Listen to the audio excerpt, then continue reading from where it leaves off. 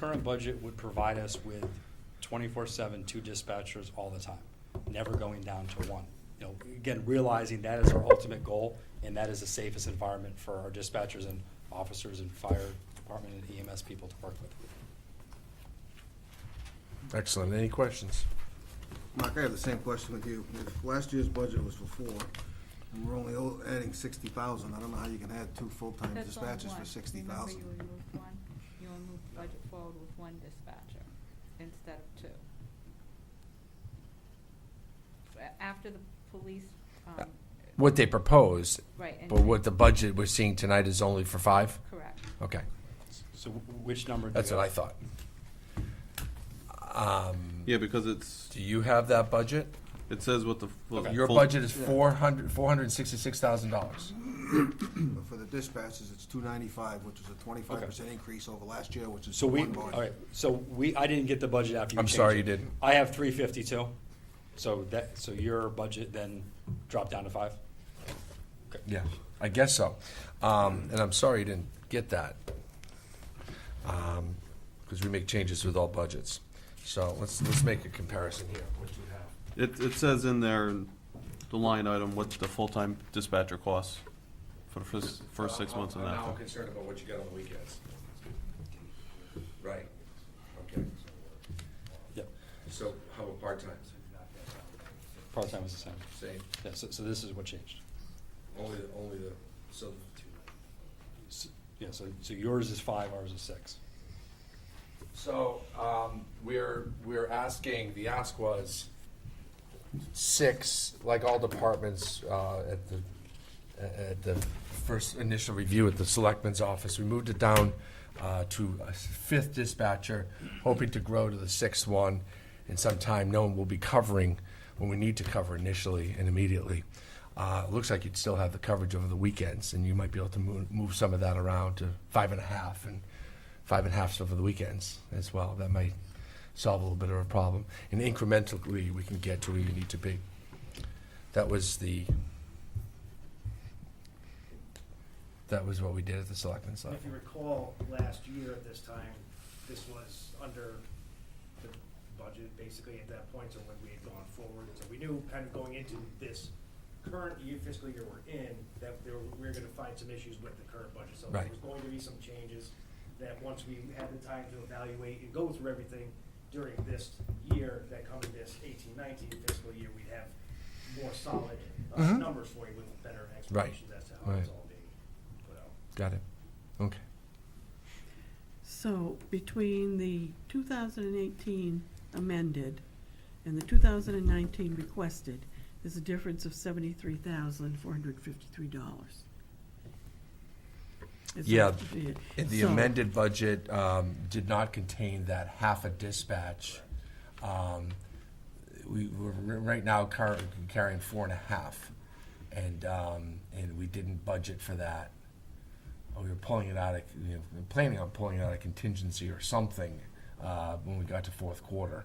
And then with Mr. Morris's retirement, that's what we're going to hope to pull it out of, and you'll see that budget request coming soon for a transfer. So is that then going to increase the 466? No, that would include the 5th dispatcher. The 466 is 5 full-time dispatchers, and really double coverage throughout the weekend. Okay.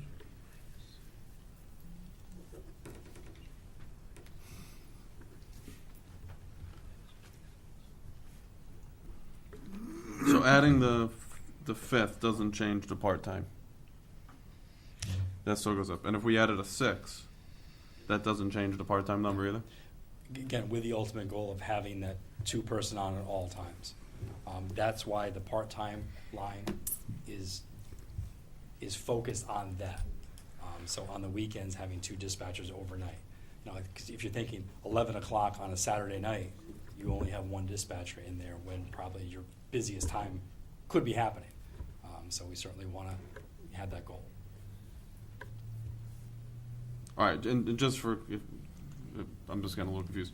If we added a 6, so we have 5 now, where are the 6? What was your before? original number? What's the number Oh, that sorry, I looked at from 350 December? 352, 103. For the requested for full-time dispatch, for What's the bottom line? 496, 396. That's on the personal services.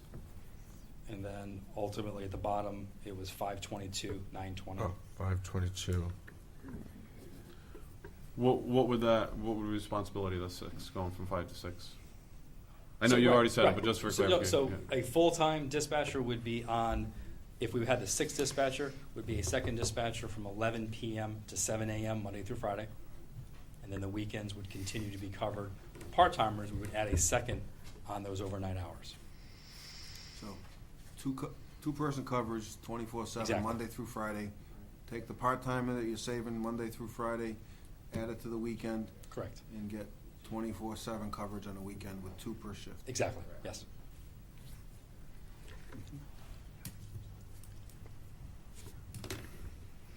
And using overtime to compensate when the part-timers don't take the weekend shifts. Exactly, yes. Whenever possible. All right, any other questions? So, one of the things that we need to bring up is going through into the new system that we have added up there. We no longer have the ability for one of those individuals. So if we're only staffed with one person, say at 9 AM, and that staffer has to use a facility, they have to walk away from the dispatch council, and those calls are gonna go unanswered. Especially this time of year, aside from police, fire, EMS, they also take calls in from public works when the guys are plowing. If there's an issue, they call the dispatch, the bus station calls in. So that's very broadly encompassed there. So the Monday through Friday is the full-time dispatchers, 2 per shift to allow for that access to happen. If somebody has to use the restroom, you're not gonna get a call that goes unanswered during that time. That's just one of the things, but just so you know that's the type of equipment we have up there. It would be left unattended at times, and this would alleviate that problem as well. Of course, the call volume. Any other questions? The new line item for the IMC, the 12,700 on 321, That's actually moving money if. from somewhere else? And this is when it was combined with the fire marshal EMD. IMC is the computer system that does the dispatch and the records management. Going independent, there were some modules that had to be added. That will note from the $9,000 to $12,000 increase. Adding those modules and the maintenance that they require through that proprietary system each year is about a $3,000 increase. All we're trying to do is pull that out into a separate line because of transparency, so you can see how much that system works. Going back up to miscellaneous supplies for $2,500, again, that was kind of a mismatch with the fire marshal's budget where things were taken from other areas. This is given the consumables, the printer paper, copiers, the ink that has to be used for those printers, which ends up costing a tremendous amount of money. All of those consumables that need to be used to keep dispatch operating. Okay, thank you. Yes, On Dan. that same note, so that'll be in the future a recurring expense That will. every Yep, it is. every year. And it has been. I think in all the years we've had IMC, it's recurring expense. It was $9,100 last year in a separate budget. We just I took see. it and brought it into. You're calling it out to show it. Yep. Under our control. Got it. Thank you. Any other questions on this particular budget? Before we move on to a new budget for you, I'd like to point out Joe Perkins and Dan Price, both no strangers to this commission. Dan, no stranger to this commission, literally, because he sat up here at one point. But they're both members of our police commission and do some fine work, and thanks for your support here tonight. What we anticipate at our next meeting is to appoint a new emergency management director, and my recommendation will be to this board next Wednesday to be you, sir. And we've had that discussion, and we'll give more details next week. But in the meantime, since it's unofficial, are you going to present? Who's presenting the emergency? Chris is. Okay. Well, then I'll stop there, since Chris is currently the deputy EMD, correct? Correct. Among all your other hats. And Chris said budget 224, emergency evening. management. Welcome. Thank you. Could you point out any anomalies, any things that jumped way up or jumped way down, and Sure, maybe the reasons why? I guess salaries, with Mr. Morris retiring, it was a 2.5 increase, but that'll decrease a lot more.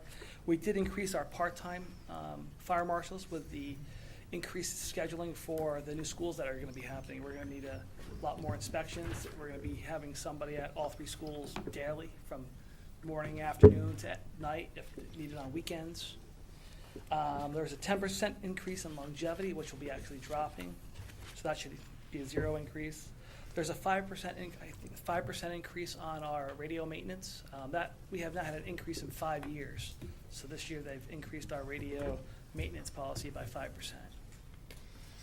Okay. And the other one down on the bottom at 320 is miscellaneous supplies. We had the Nutmeg Network port that was being paid for out of the engineering department, and last year they transferred it up to us, which is a cost of $1,800. So it got moved over to our budget. That's why that's increased. But everything else is So stayed that the wasn't Joe's budget? same. That wasn't Joe's Joe budget. Berga's budget?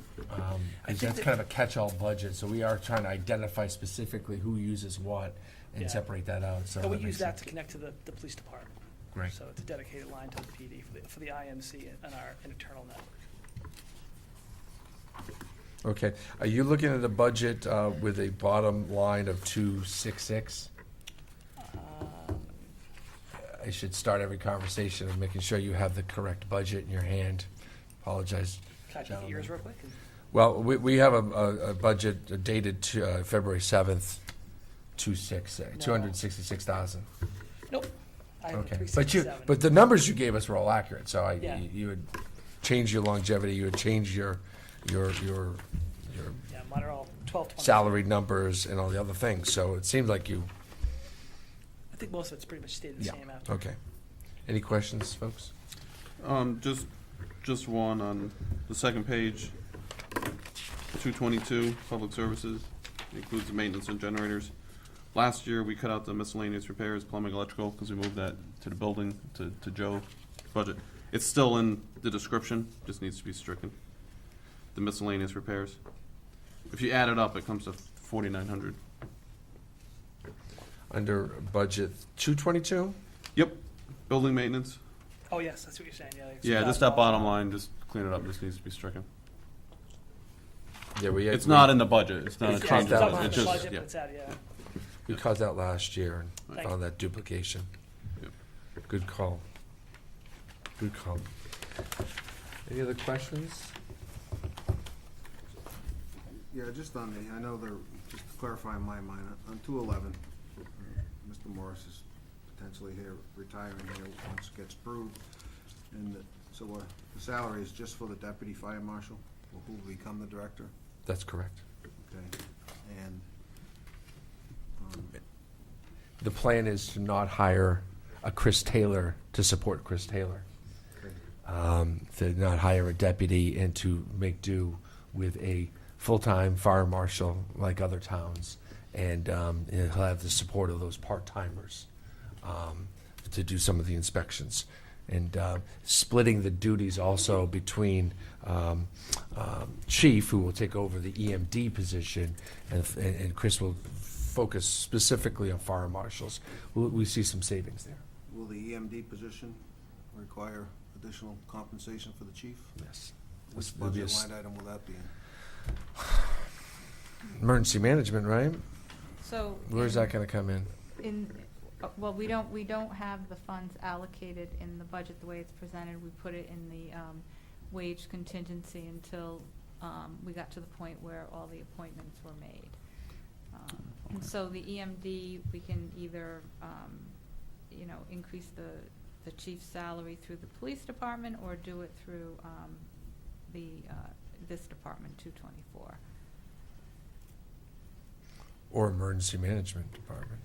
That's what Well, That's this it. is like Oh, the that is. emergency, yeah. Fire marshal, emergency So management. if it's in the contingency Oh, I line see. item, until we vote and clarify all that, that's fine, then we can put it in either one. It's of in the two budgets. contingency, and we've identified, I think, a $10,000 stipend for the job emergency management, and six for a stipend for his increase.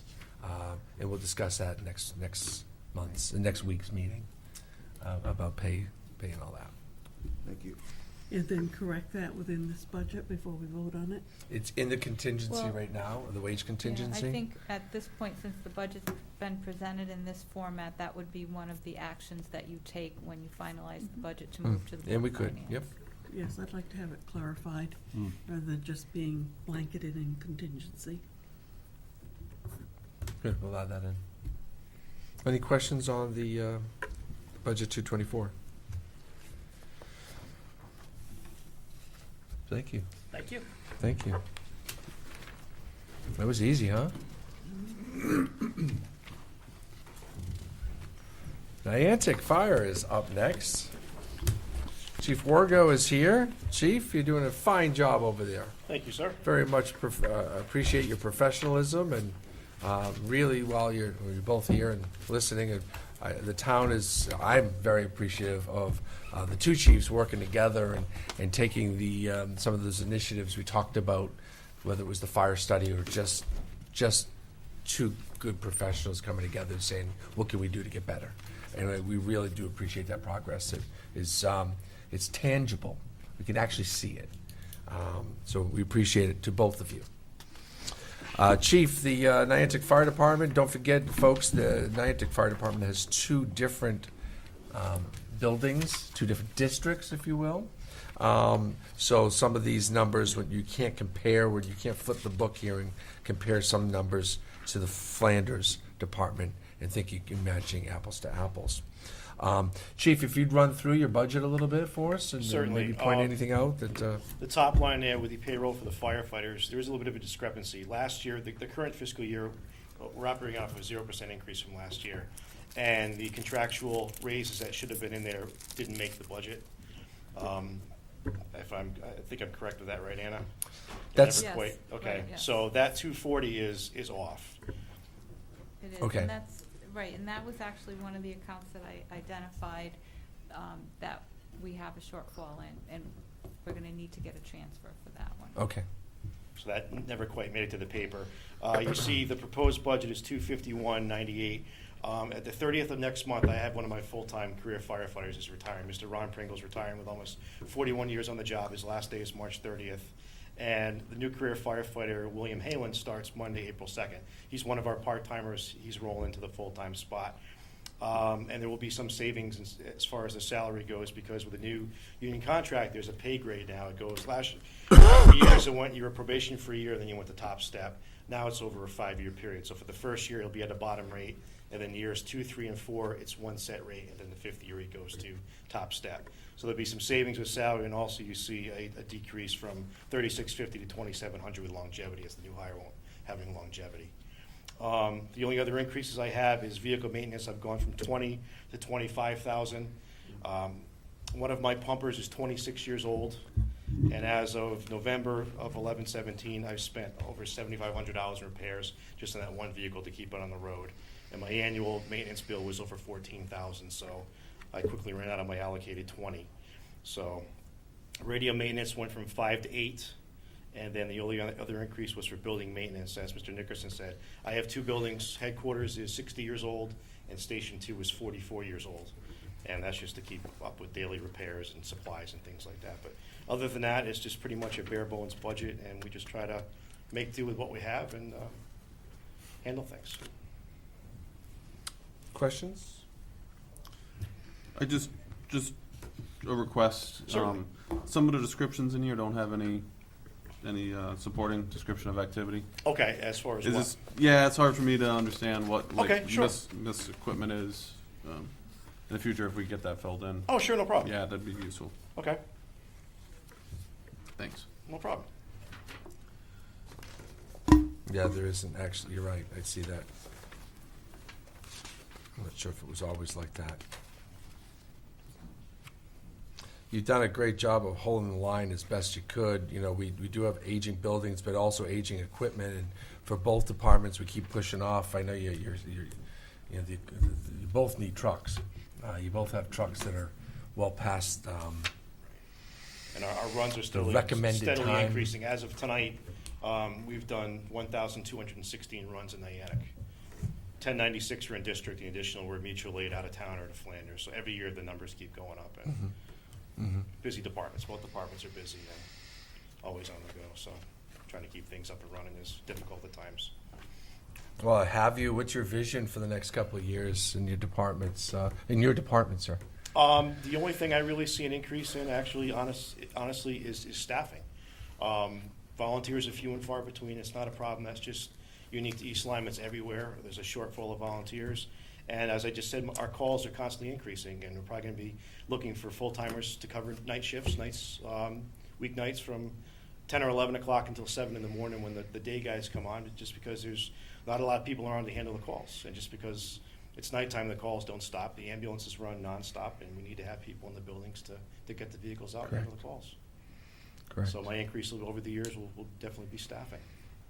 We have enough equipment. The buildings are, where they should be and in good enough shape, but it's going to come down to people. Indeed. Great. Other questions, anyone? Just quick on line 611, the 251,098, that compensates for the retirement of the guy that was there for 41 Pringle? years and includes the lower salary? This should be the lower salary. Yeah, Mr. Pringle will be Okay, so this incorporates that. correct. Got Yes, it. All right. yes. Thanks. His Okay. official retirement date, I believe, is April 1st, so this budget will be for the new hire. Okay. Yeah. What's not in here is we still have a wage contingency as well, correct? Because this is a contract that's still up. So it doesn't actually, Correct. yeah, not to confuse the matters, but when there's a union contract being negotiated, we actually don't have their pay raise or their wages accurate in here. There's also another line we carry called wage contingency. Fire, police, and town hall / public works / parks and rec and all the other workers in town. All three of those contracts, everything but dispatch, will be negotiated in the springtime here. Or, yeah, right. Anything else? Thank you, Chief. All right, thank Doing you. a great job. We much appreciate you being here. Mr. Ricks, coming all the way from Flanders in the north. You were the first one that asked, hey, when's my budget review going to be? You asked that weeks ago. I don't know if we gave you enough.